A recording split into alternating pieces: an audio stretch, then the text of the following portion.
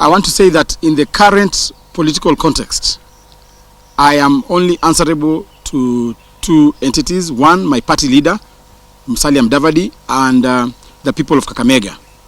And if my party leader is not offended by my presence in Eldoret yesterday, nobody else should be offended.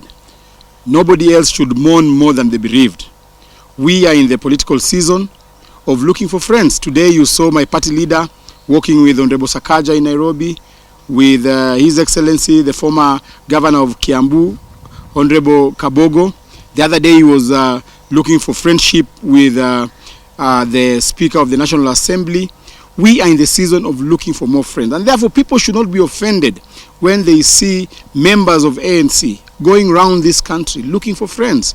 I will continue championing for the interests of Musalia Mudavadi moving 2022 to ensure that he is in the correct team that is going to form government. And therefore, nobody should be offended. Nobody should try and castigate our efforts to try and reach out for more friends and more Kenyans to come on board and ensure that we are in the company of forming government come 2022. You will see us next week going to visit Hassan Joe in Mombasa. You will see us going to visit Honorable Mvuria. We are widening our net. We want to ensure that everybody comes on board so that we form the next government as Kenyans, but not as tribal cocoons and tribal groupings. Pia nishukuru Musalia Mudavadi, rafiki yangu. Yeye ndiye alifanya tukaamua kuja hapa siku ya leo. Nilikuwa nimemtembelea juzi. Mimi na yeye tunaelewana kiasi, kwa sababu nikiangalia kule naona giza, nikiangalia kwa ile nyingine naona giza, lakini hapa kuna mwangaza. Na pia sitapata nafasi Bishop na kuweza kumwambia Mheshimiwa Musalia kuna mahali nilikosea, na tunaelezwa hata ukifika pale kanisani kwa mlango ukumbuke kuna kitu ulifanya ambaye haikuwa sawa, rudi ukarekebisha. Mwaka wa 2013 wakati Musalia Mudavadi Mheshimiwa aliketi na Mheshimiwa Uhuru Kenyatta, Mheshimiwa Kenyatta akaondokea kazi na akapendekeza na akawachia Mheshimiwa Musalia. Mimi na uliwaji wangu nilirokota watu kadhaa, tukakimbia pale Caledonia kwa Mheshimiwa Uhuru. Nikaketi hapo 24 hours nikijaribu kurudisha yeye kwa line na akarudi. Unisamehe. Unisamehe. Ule hauko wakati wako utakuja. Wakati wako utakuja. Na wengine wanatumia hata mizizi. Wanakimbia Tanzania, wengine wanakimbia Nigeria wakitafuta nguvu za upepo, to confuse people so that we may ask God to give us the leader that we are asking for. I want to stop there and say, may His will be done. I am not going to declare, because Sakaja has shown us where to start declaring. I will ask God to give me a place to serve. A place to serve. And I can serve at any capacity. I can serve as president. I can serve as the deputy of a good man like this. I can serve here in Nairobi, Sakaja. Mimi nitaomba tu kama kanisa na kama Wakenya, muzidi kuombea nchi yetu tukufu ya Kenya. Na tuombe maombi fulani ya kusema, Mwenyezi Mungu tunakuomba mapenzi yako iweze kufanyika. Why do I say that the will of God be done? It is because my little reading of the Bible says, where we converge many and pray, He shall give. Mungu hupeana kulingana na maombi yetu. And that's why I say sometimes it is difficult to say God will give us a leader. Because when I think about Idi Amin Dada, I think about Hitler, I wonder whether it is God who gave them those leaders. Mungu kulingana na mimi hupeana matakwa yenu, maombi yenu. Kwa hivyo tukiomba hiyo tutapatiwa hiyo. But if we pray that his will be done, his will shall be done. Kwa hivyo sisi mtuweke kwa maombi tu na tuombe Mwenyezi Mungu atupatie viongozi. Sio wale sisi tunauliza, wale Mwenyezi Mungu mwenyewe angependa. Nimesema hivyo Bishop, unisamehe kwa sababu watu wengi wanakutana mahali kwingi wakiuliza Mwenyezi Mungu, huyu ndiye tunataka. Tukiomba namna hiyo Mwenyezi Mungu atatupa hiyo tunaomba. What more need in this country than defense of the truth? Unity of purpose. Those are the values which Malala and Mudavadi believes in as well. And that is why we're saying, as we look at him, as we look at where this country is going this year, and I'm glad we started the year here, let us look for leadership with value. See, I do what we was, and I like what you say, Your Excellency. Sometimes we vote and then we interrogate later. No, let us interrogate first and then vote. As I finish, please members, because the church again is the salt of the earth. Those who are not registered as voters, please register. There will be a new voter drive that is coming up in a few weeks. Register to vote. Bad leaders are chosen by good people who don't vote. Can I repeat that? Yes. Bad leaders are chosen by good people who do not vote. And the second thing, please get vaccinated. For those who have not been vaccinated, Bishop, if you need, we can bring a session here. The next Sunday. Through the document we can bring, because it is you protecting other people. Because we must hear our brothers say, isn't it? But the real beauty of this, when I see Honorable Kabogo sitting in Honorable Musalia, is what we want in our country. The mistake we make, do you know, a lady in Kiambu, a mother in Kiambu, feels the same amount of pain when she can't feed her child as a mother in Kisumu. And a mother in Vihiga feels the same pain when a child is hungry as a mother in Nyamira or Kisii. We have more that unites us as a country than what divides us. People stop telling leaders, don't talk to this person or talk to this person. We must redefine our politics. We cannot have politics where you are known based on who you hate, not based on who you love. We can't have politics where it is okay for us to meet at a funeral, but bad for us to have breakfast. Let us be able to talk to each other. So please keep talking. I don't think there is anybody in this country who has political leprosy. Kuna mtu akanopele wa siasa. We want to see all our leaders talking across the divide so that we can go to the right direction as a country. And no one will show on Sunday, because I've seen people talking to you. No one should define for you who you can talk to and who you cannot talk to. No one should define for you your friends or your enemies. Consult. Talk widely. That is the country that we have. The Bible says, let us reason together. Simply, let us reason together. Let us not have an enmity in this country. Politics is not an enmity. It is competition. Now, I need to underline how watu wanaongea wote. Don't be like that make your neighbor your enemy. Yet these people behind the scenes wanapigana leo wamenipiga hapana. The church could be the nation here. The church could be us. Through prayer, through commitment, through tolerance, through commitment and hard work, let us have a country where the true values as enshrined in the Bill of Rights of our country shall be there, so that the spirit of the yokes that are making it difficult for people to associate, for people to talk to each other, for people to continuously look over the shoulder when meeting another friend, If I want to talk to the bishop, before I talk to him, I look over the shoulder first to see who is behind me before I talk to him. Oh no, let us cast those things out. Let us have a Kenya that we can all be proud of. Let us bequeath to our children a Kenya that matters.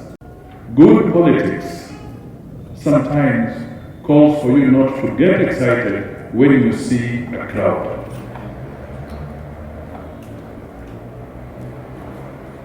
When you see a crowd, hiyo ndio chakula ya politician. Anafikiri sasa nimepata kila kitu. And sometimes they don't exercise restraint. So I want to emphasize that restraint is so important so that the messages and the communication we shall deliver shall be that stands for peace. And that is our party, why our party is called Amani National Congress. Peace first. So as we go forward, I urge and appeal to all politicians to make sure that their utterances do not destroy the fabric of our society.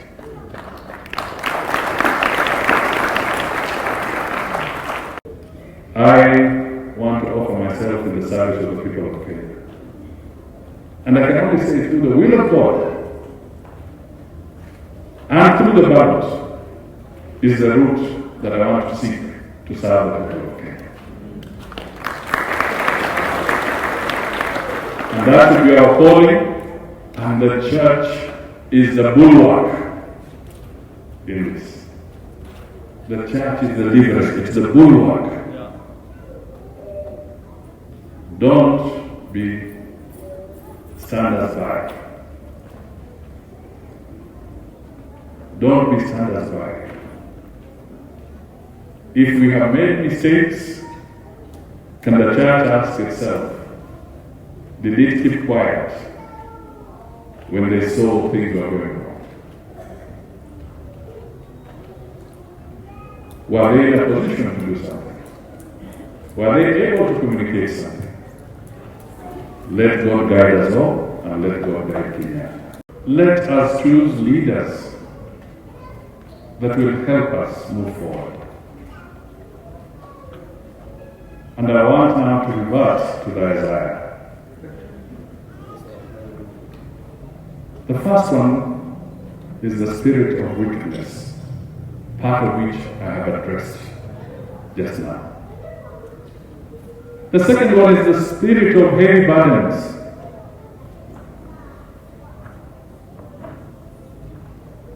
Bad governance bequeaths heavy burdens.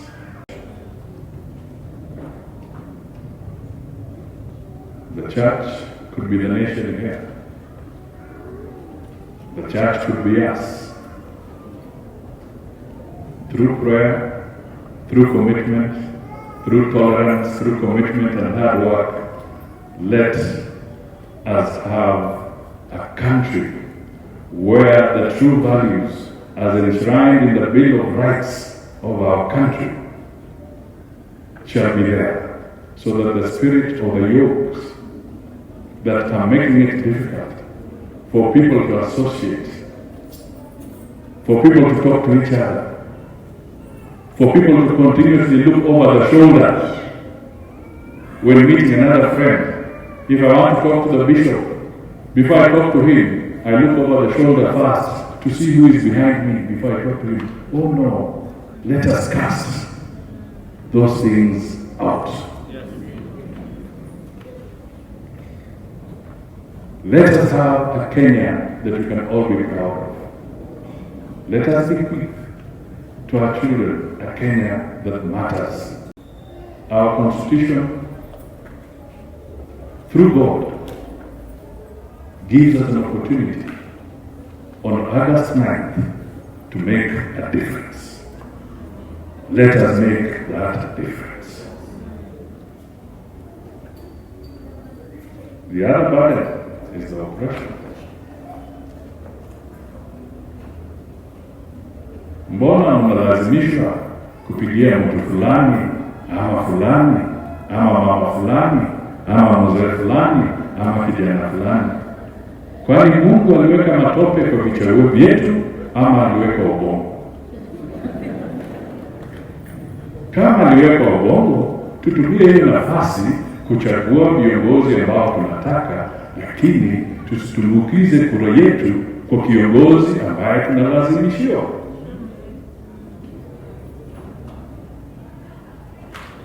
That is the simple message that Kenyans must get. Make a wise decision. And finally, for the government of the day,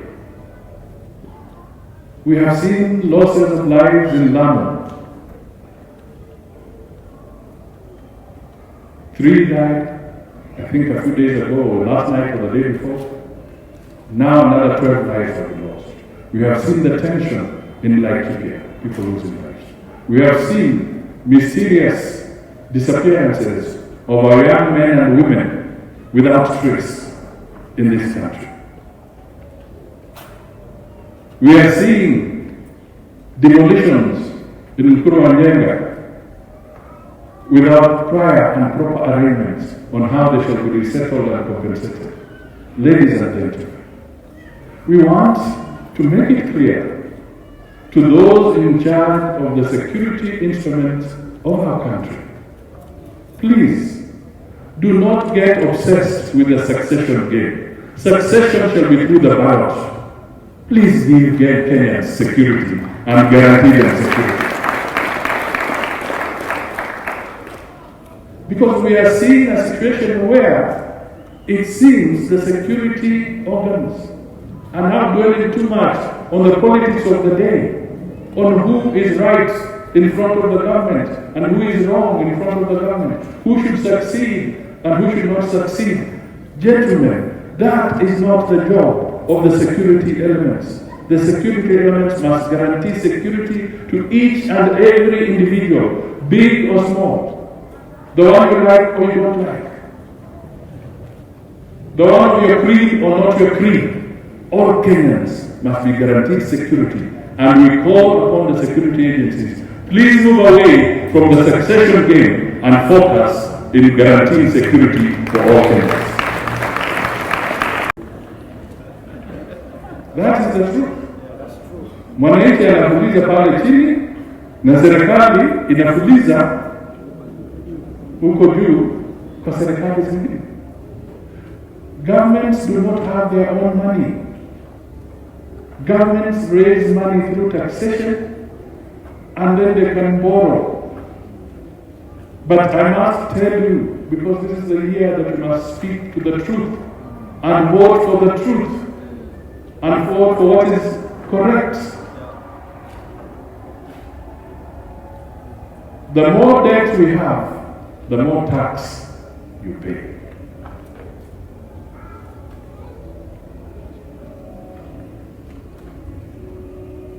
The more the bodaboda person suffers, the more the mamaboga suffers. Instead of 20 licenses, the way Sakaja said, the county government will introduce a 21st and 22nd and 23rd license because they are trying to raise revenue to pay debt. That is why fuel at the pump, petrol pump, is higher. That is why gas is higher. That is why the mama in Uhuru.Raila here cannot buy oil, cooking oil in the proper way. She has to go either with a tablespoon or a small spoon to get cooking oil for the children because of debt.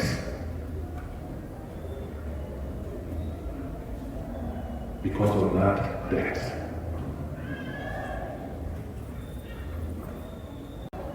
We, as leaders, have tremendous responsibility for our nation. We must exercise tolerance. We must communicate in a civil manner. We must make sure that our tongues do not incite.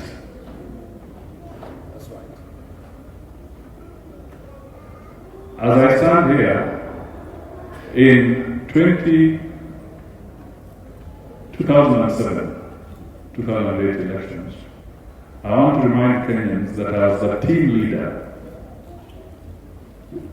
at Surrender, where we spent 42 days because of skirmishes emanating from bungled elections and wicked utterances and actions, where Kenya lost 1,400 lives that should not have been lost. I was the team leader for one side of the divide, and on the other side we had Martha Karua as the team leader. And our mission then was to try and restore sanity and peace in this country. In this spirit of heavy burdens, if I may put it in context, Kenya's public debt today stands at 7.5 trillion.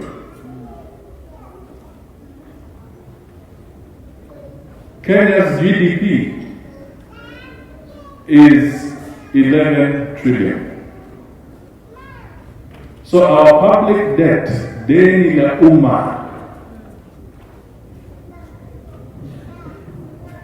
is about 70% of Kenya's GDP. For every 100 shillings that is collected in tax, 70 shillings is to pay debt. And then the 30 that is left is supposed to deal with salaries, operational maintenance, and development. Ladies and gentlemen, let 2022 be the year that we shall exercise the spirit of heavy burdens.